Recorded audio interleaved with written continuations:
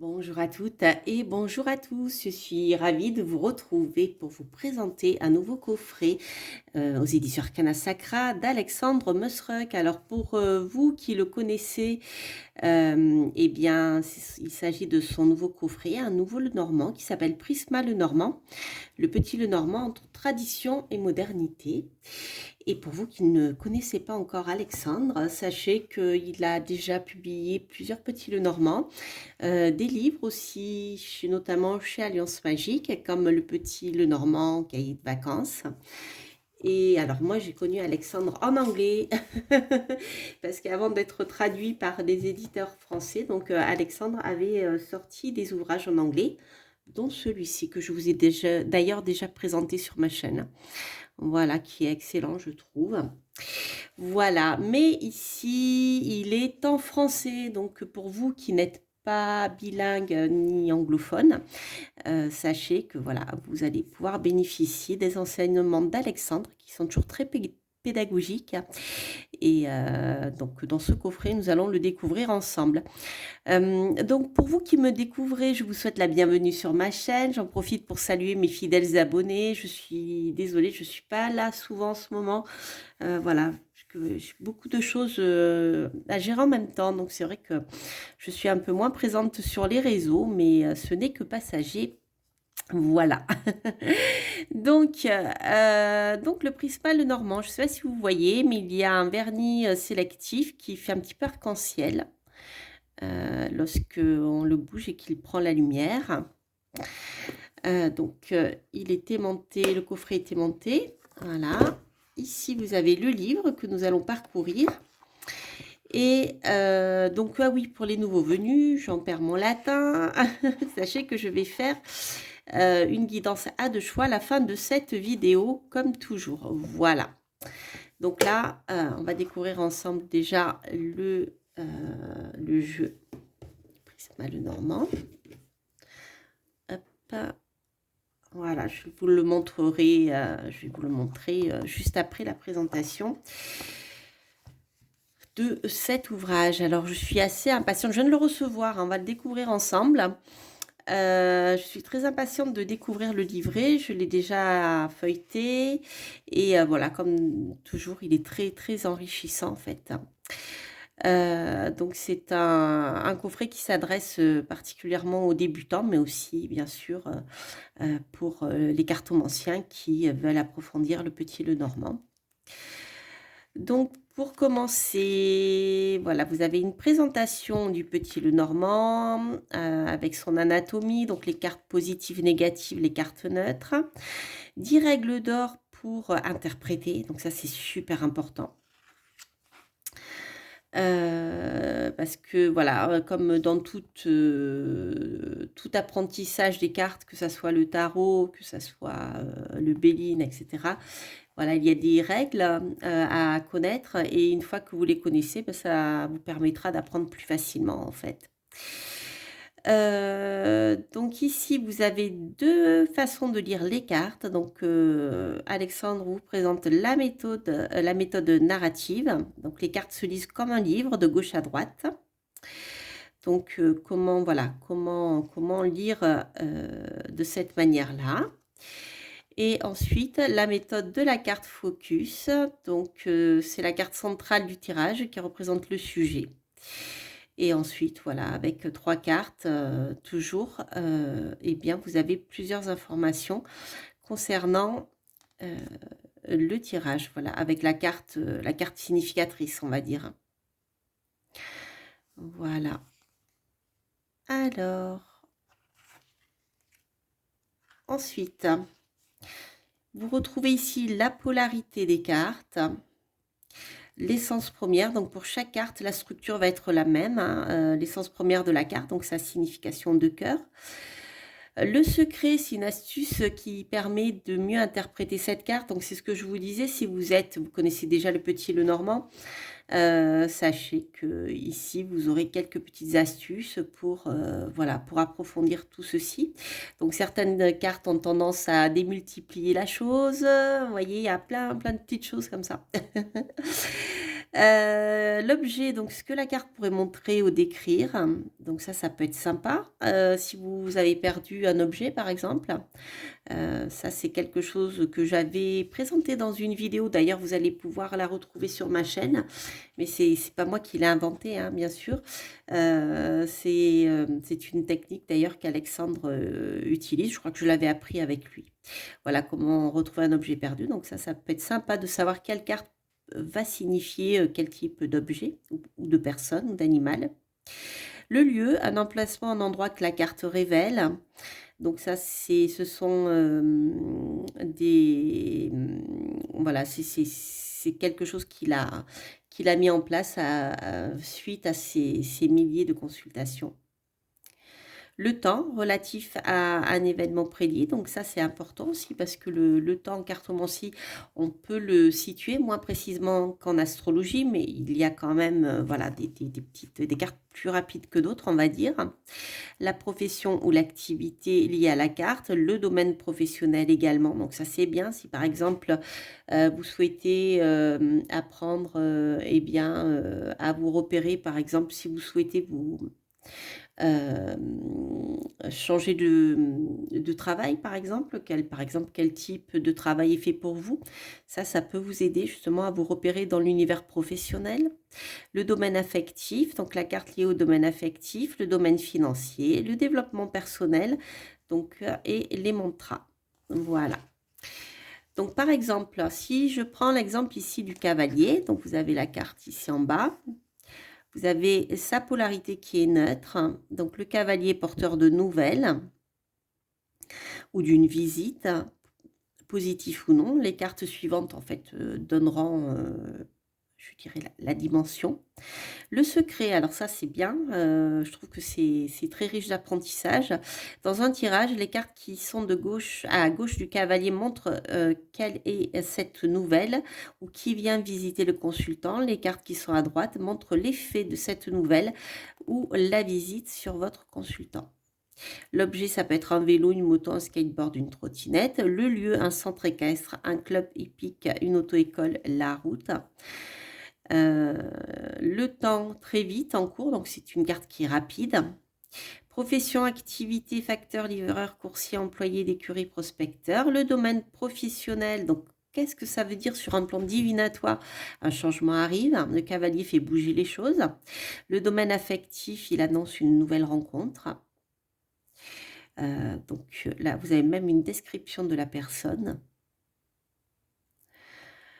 Donc vous avez aussi le cavalier qui peut représenter l'amant parce que ça peut indiquer souvent un flirt.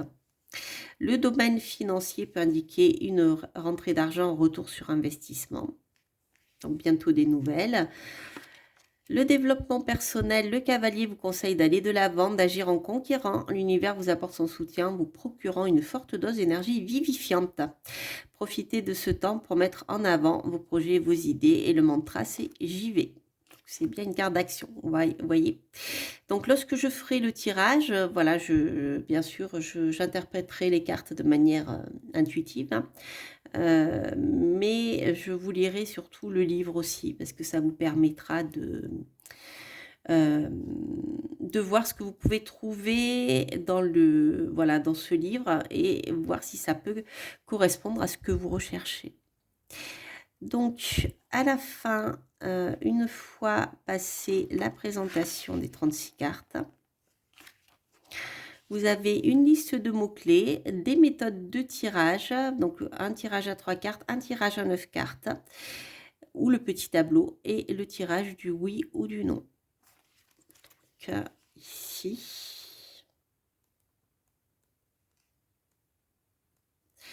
page 122. Hop, voilà, vous avez une liste des mots-clés, donc ça peut vous aider à rapidement aller chercher la signification de la carte sans forcément lire toute la description. Voilà, donc ça c'est bien, ça peut vous faire gagner du temps si vous avez un trou de mémoire. Ensuite, vous avez des méthodes de tirage avec des exemples concrets. Voilà, donc ça c'est bien. parce que ça, je trouve que les exemples concrets, l'explication du tirage et de sa signification, je trouve que c'est quelque chose qui apprend beaucoup et vraiment qui permet d'apprendre une nouvelle technique, d'apprendre un nouvel oracle. Voilà. Donc là, il y en a 3. Donc trois exemples de tirage à 3 cartes. Ensuite, le tirage à 9 cartes ou le petit tableau.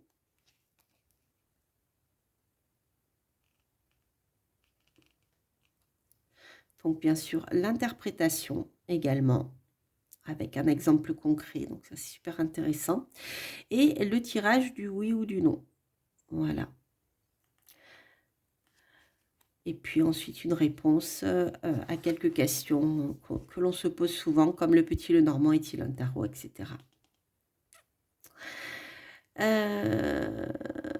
Voilà. Donc, ça c'est intéressant. Pourquoi ne peut-on pas utiliser la cartomancie française pour interpréter le petit, le normand? Parce que c'est une conception allemande. Voilà. Et dans la cartomancie allemande, on n'a pas la même signification. C'est exactement ce que je vous disais en vous présentant. Voilà, je vais y arriver en vous présentant un autre petit Lenormand qui a été justement remis au goût du jour avec la cartomancie française. Donc ça permet voilà, de pouvoir lire les cartes, mais à la française. Là, c'est pas le cas en fait. D'ailleurs, on n'a pas de cartomancie avec dessiné. Vous avez juste le symbole de la carte du petit Lenormand et pas les cartes de cartomancie que l'on trouve dans la plupart des petits Lenormands. Voilà. Alors, donc, les cartes, je vais vous montrer les cartes, hein, elles sont très colorées. Donc, voici le dos. Donc, elles sont elles sont petites, pas petites. Bon, on peut faire un grand tableau, mais le grand tableau, il prendra beaucoup de place. Elles sont très bien pour justement un petit tableau à 9 cartes. Ensuite, vous avez les tranches arc-en-ciel, c'est pareil, qui renvoient différentes couleurs en fonction de la lumière. Et vous avez ces cartes ici. Hop. Voilà, donc elles sont très colorées.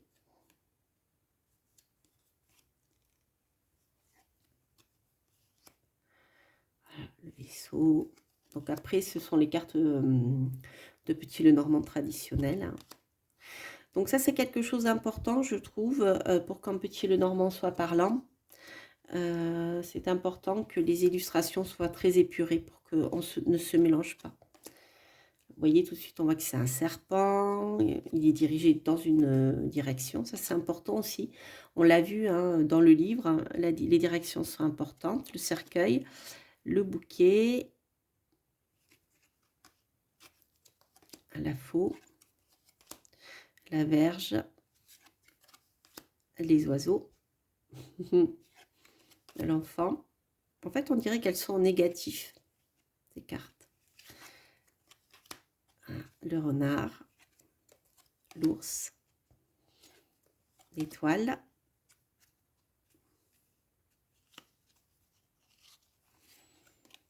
la cigogne. Ça donne toujours cet effet-là lorsqu'on passe en négatif sur Photoshop. Le chien, la tour, jardin, la montagne, le mont, les chemins, le rat, la souris, le cœur. Vous voyez, voilà, vous avez, ça saute tout de suite à l'œil.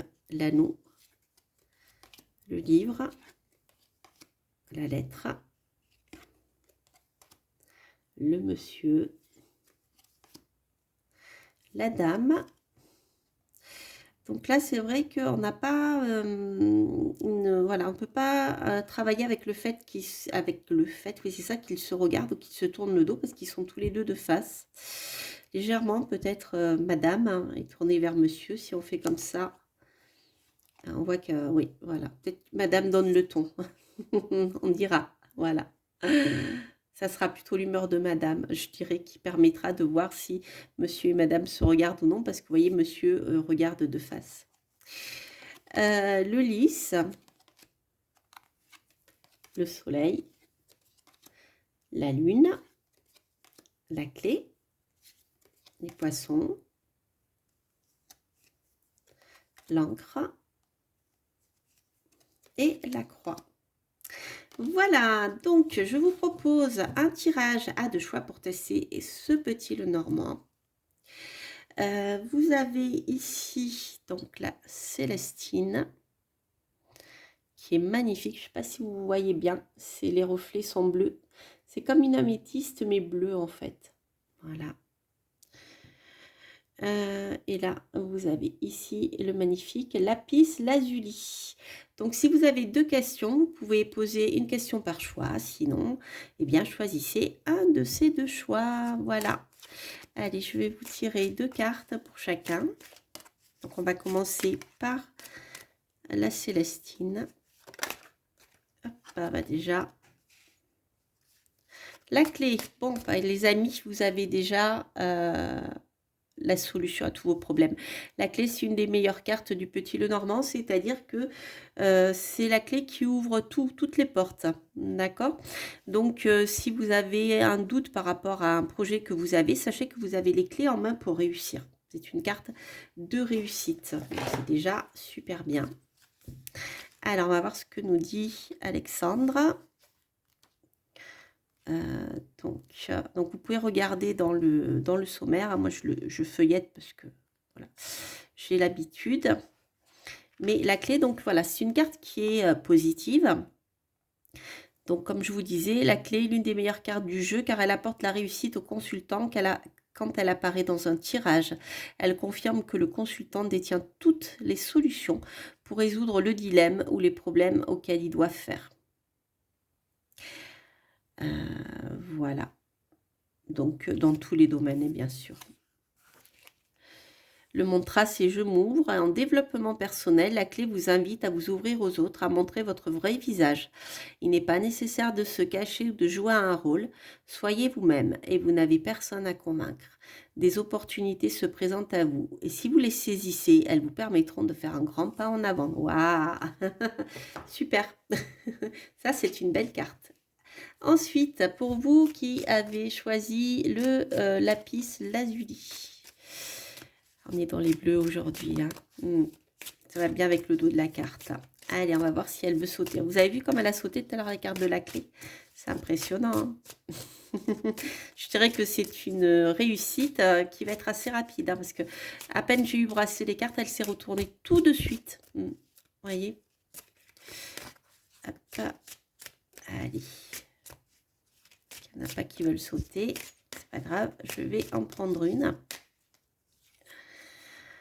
Et là, vous avez la tour. Alors, la tour peut nous parler ici d'isolement. Ça peut aussi vous parler d'élévation. Si par exemple, vous faites un travail à la maison qui vous demande beaucoup de temps passé seul, c'est une carte qui est très positive. C'est une carte aussi qui peut vous parler de tout ce qui est administratif. De bâtiments administratifs. Mais là, bon, c'est un peu trop général. Mais sachez que c'est une carte qui parle de solitude et d'élévation. Je vais en tirer une seconde pour la préciser.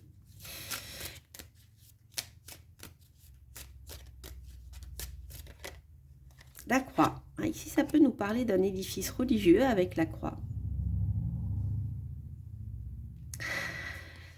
C'est un tirage qui peut vous parler d'édifices religieux, mais ça peut être aussi des soucis administratifs, des choses qui, dans votre projet, peuvent alourdir la situation. La croix alourdit les choses.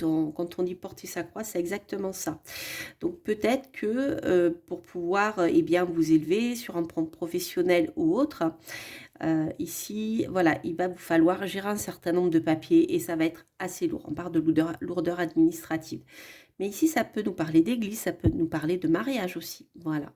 Si vous souhaitez vous marier, eh bien, cela peut indiquer que peut-être dans vos choix, vous vous marierez pas uniquement à la mairie, mais aussi dans un univers religieux. Voilà, dans une église, un temple ou autre. Voilà les amis, j'espère que ce tirage vous aura plu. N'hésitez pas à liker, à vous abonner, à commenter bien sûr. Cela permet bien de faire vivre la chaîne qui est gratuite bien sûr. Je ne vis pas de publicité non plus hein, de la chaîne. Donc voilà, n'hésitez pas à liker, à vous abonner, ça permet à cette vidéo d'être vue. Quant à moi, je vous embrasse, je vous souhaite de très belles choses, de très bons moments. Le soleil commence à revenir, enfin j'espère, bientôt derrière les nuages. Je vous embrasse, je vous souhaite ouais, bien plein de belles choses et je vous dis à très très bientôt pour de prochaines reviews et guidances. Portez-vous bien. Bye bye.